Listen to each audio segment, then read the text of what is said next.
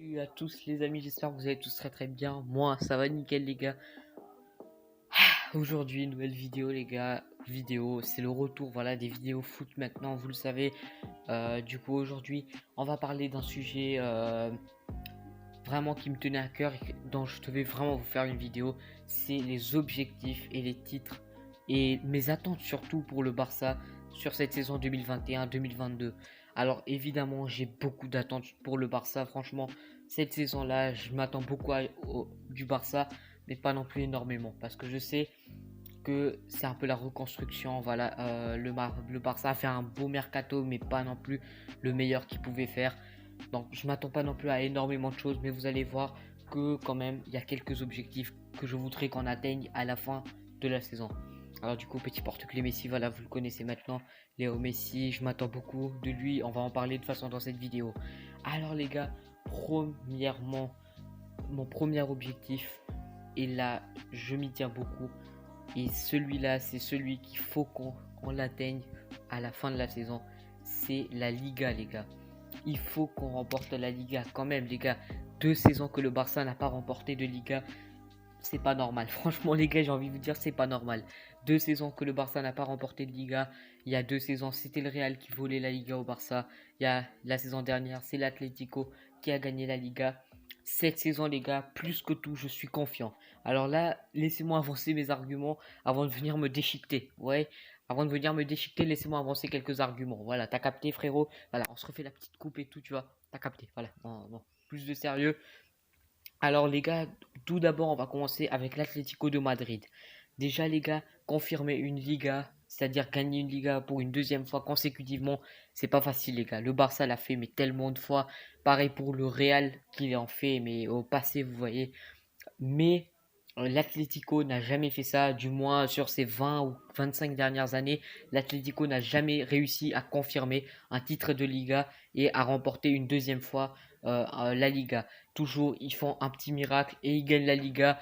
Et ensuite, voilà, l'année suivante, c'est le Barça ou une autre équipe qui gagne la Liga. Et aussi, j'ai maintenant envie de parler du Real Madrid, les gars. Du Real Madrid. Ensuite, on reviendra vite fait sur. Au pire, on termine avec l'Atlético, les gars. Voilà, comme ça, on revient pas 2 fois de suite sur une même équipe. Alors, les gars, l'Atlético de Madrid, les gars. Et j'ai bugué, oui. Du coup, les gars, l'Atlético, c'était une équipe qui a surpris tout le monde, les gars, la saison dernière. Tout le monde, vous le savez maintenant, l'Atlético ont surpris tout le monde la saison dernière. Ils ont. Voilà, ils ont gagné la Liga, ils ont fait une série de plusieurs victoires. Cette saison, les gars, l'Atlético ne va pas surprendre comme ça les équipes parce que, les gars, cette saison de 1, ça sera l'équipe à battre, clairement, pour gagner ce titre. Ça sera déjà de 1 l'équipe à battre, mais deuxièmement, ils ne vont plus surprendre personne.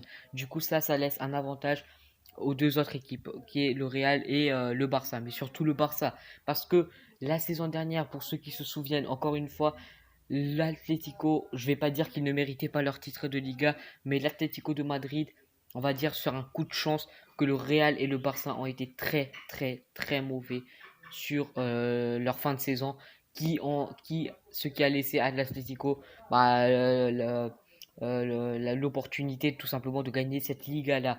Mais quand même, ils ont mérité leur titre, ils l'ont gagné, bravo à eux. Cette saison, je pense que voilà, l'Atlético pas du tout là pour gagner la Liga. Après, on sait jamais, mais pour moi, je ne vois pas l'Atlético gagner la Liga cette saison. Maintenant, nous allons parler, les gars, du Real Madrid. Le Real Madrid qui n'a pas fait de mercato, à part David Alaba. David Alaba, un joueur qui est venu gratuitement. On ne sait pas comment il sera au Real. Ensuite, des départs importants, les gars. Et là, je pèse sur mes mots. Sergio Ramos, Raphaël Varane, Sergio Ramos au PSG, Raphaël Varane à Man United, c'est des départs officiels et qui vont peser sur la saison du Real, la saison prochaine. Le Real n'a pas fait de mercato. euh, tout ce qui était Haaland, Mbappé, pour l'instant, les gars, je vous le dis dès maintenant, Mbappé n'est pas au Real, Haaland n'est pas au Real. Ces deux joueurs sont encore dans leur club, hein.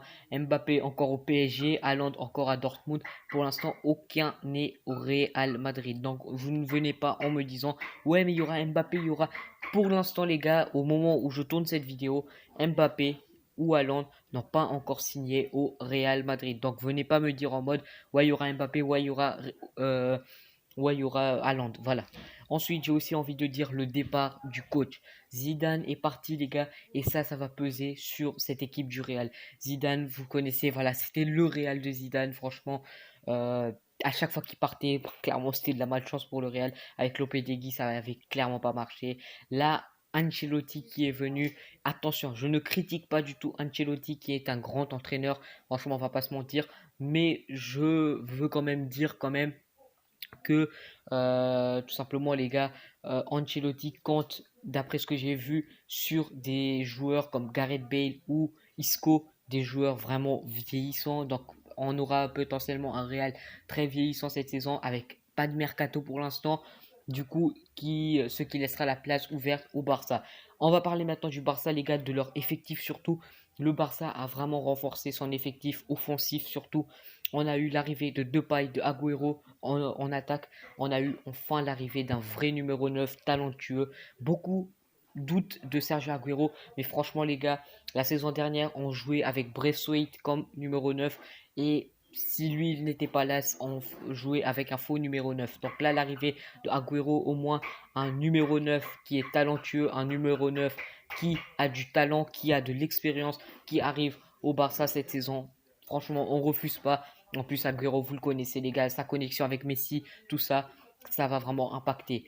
Ensuite, on parle de Depay. Il a été impressionnant. Franchement, il n'y a rien à dire, les gars. Depay, voilà, il a été comme ça cette saison pendant les matchs de pré-saison. Franchement, c'est une pépite. À voir comment il va jouer face aux grandes équipes, tout ça. Mais déjà, l'arrivée d'un vrai numéro 9 bien talentueux fait beaucoup, beaucoup, beaucoup de bien au Barça. Parce que vous savez, le Barça a joué sans numéro 9 en début de saison ou avec un faux numéro 9. Donc, franchement, ça a impacté. Là, on a enfin l'arrivée d'un vrai numéro 9 qui est Agüero. La défense aussi, non, je vous accorde les gars, c'est pas la meilleure défense, c'est pas le meilleur mercato niveau défense les gars. On n'a que l'arrivée d'Eric Garcia, mais vous avez aussi les joueurs de la saison dernière comme Araujo ou Mingueza les gars qui vont se confirmer de plus en plus cette saison, c'est-à-dire qu'ils ont quand même beaucoup joué la saison dernière, cette saison, ils vont encore plus confirmer leur talent franchement. On va aussi parler les gars du milieu de terrain les gars, milieu de terrain très très talentueux avec Pedri, De Jong, De Jong les gars, franchement rien à dire. Franchement, je doutais à son arrivée lorsqu'il est arrivé au Barça. Aujourd'hui, je peux même pas débattre sur son niveau incroyable et je pense qu'il va atteindre bientôt son prime les gars dans une ou deux années De Jong, oh, désolé les gars, De Jong ça sera un des top milieux de terrain sur le monde du football, franchement incroyable ce joueur, une pépite les gars. Aussi Pedri les gars, Pedri qui a impressionné tout le monde à l'Euro. Il a joué 52 matchs la saison dernière. Il a impressionné clairement à l'Euro. Il nous avait tous impressionnés.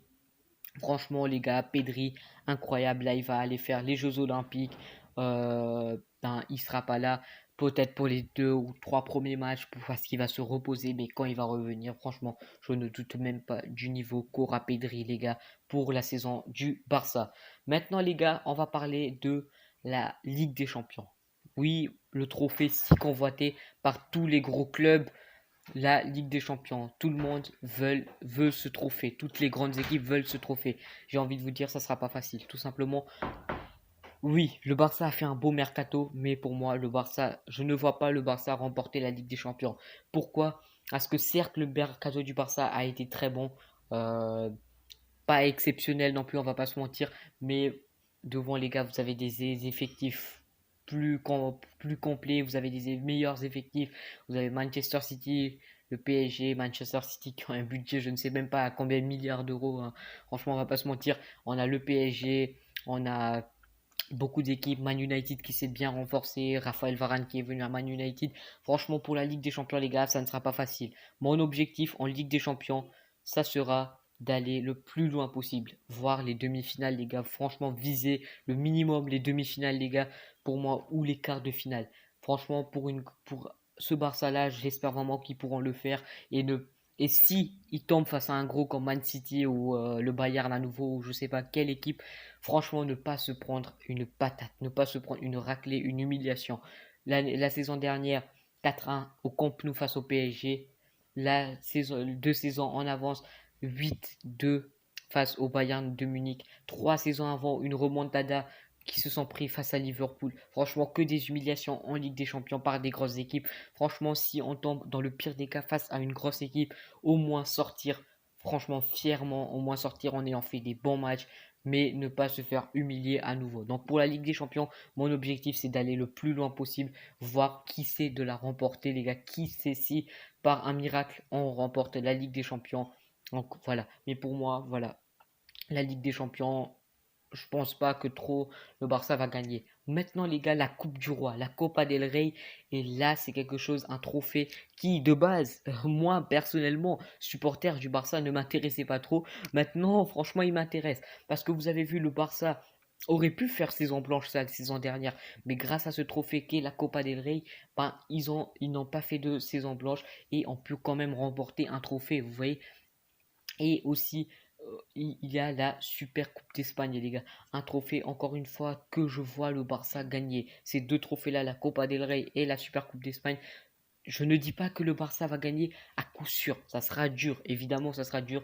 Mais je vois le Barça gros favori de ces deux trophées-là aussi. La Super Coupe des Scènes, d'ailleurs, les gars, en janvier, qu'elle va commencer en janvier directement. La demi-finale sera un classico. Donc, franchement, un match exceptionnel à voir.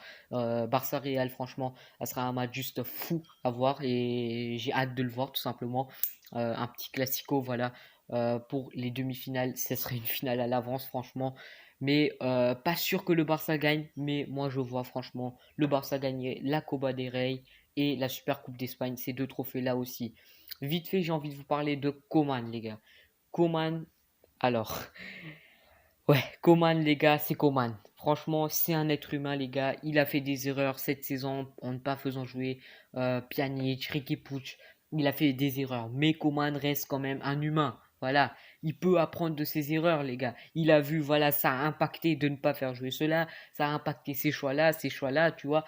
Mais ça reste un être humain, les gars. Il peut changer, les gars. Il apprend de ses erreurs. Et moi, je vois que Coman a quand même eu un bon mercato. C'est pas le plus bon qu'il pouvait avoir, mais il a eu quand même un très bon mercato. Il a voulu Depay, Depay est arrivé. Il a quand même eu Agüero, un vrai numéro 9 de qualité. Eric Garcia, Emerson quand même. Il va pas se plaindre. Koeman. Du coup, pour moi, les gars, Koeman, cette saison, moins d'erreurs. J'espère qu'il comptera sur Puig, Riqui Puig. Peut-être pas le faire jouer 52 matchs comme Pedri, mais quand même le faire rentrer dans les rotations d'effectifs, tout ça. De toute façon, je vous prépare une vidéo sur Riqui Puig et Koeman qui arrivera très bientôt sur la chaîne et on en parlera plus en détail. Aussi, Léo Messi. Et là, c'est sur ça qu'on va terminer cette vidéo. C'est sur Léo Messi, les gars. Léo Messi. Pourquoi j'ai fait ça, je n'ai pas compris. Franchement, Léo Messi cette saison, je pense que ça sera une de ses meilleures saisons au Barça. Et je m'explique, surtout le début de saison. La saison dernière, son début de saison a été catastrophique. Et là, je pèse mes mots, catastrophique. Je n'aurais jamais osé dire ça pour Léo Messi, mais ça n'a pas du tout été un bon début de saison pour lui. Il a voulu partir, au final, non, il est resté, il n'a pas pu partir. Il était malheureux. Au final, son début de saison, il était vraiment malheureux, les gars. Au Barça. Là, les gars, ce début de saison-là, il sera incroyable. Il a gagné la Copa América pour la première fois de sa vie. Il gagne un trophée majeur avec l'Argentine. Aussi, les gars, Léo Messi est parti en vacances. Il va bientôt signer son contrat, voilà, avec le Barça. Il manque plus que la signature pour tout confirmer. Du coup, moi, je pense que Léo Messi cette saison, les gars, du coup, voilà les gars, Léo Messi pour cette saison, je vois qu'il, franchement, surtout pour le début de saison, il sera content les gars. Il sera au moins heureux au Barça et non comme la saison dernière où il n'avait pas pu partir, il était malheureux, tout ça. Vous connaissez de toute façon l'histoire. Là, je pense que Léo Messi sera vraiment au top de sa forme. Et qui dit Messi au top de sa forme dit Barça au top de sa forme. Et qui dit Barça au top de sa forme dit beaucoup de trophées. Du coup, si on résume toute cette vidéo, je vois le Barça gagner 3 trophées. La Liga, la Copa del Rey et la Super Coupe d'Espagne, c'est les 3 trophées sur lesquels je mise le plus. Évidemment, la Ligue des Champions à ne pas oublier. Franchement, franchement le Barça serait un outsider, mais qui sait s'ils peuvent gagner, les gars? Qui sait si le Barça peut gagner cette Ligue des Champions? On ne sait pas. De toute façon, je prépare évidemment une vidéo sur le Barça et la Ligue des Champions aussi. Donc voilà quoi. Du coup. Voilà pour moi les gars, c'était tout pour cette vidéo. Surtout, on en a parlé, voilà, des trophées que je pense que le Barça va gagner. Là les gars, j'hésite un peu, vous voyez, quand je parle, tout ça, vous voyez sûrement que je suis pas non plus au top. Du coup là, si je suis un peu, j'hésite un peu dans mes mots, tout ça les gars, ne vous inquiétez pas, au fur et à mesure ça ira et on sera plus décontracté, voilà, on parlera mieux. Du coup c'était tout pour cette vidéo, voilà, objectif et attente envers le Barça pour cette saison. On se retrouve, on se capte vraiment très prochainement pour une prochaine vidéo. Allez, c'est parti. Ciao les gars. Au revoir.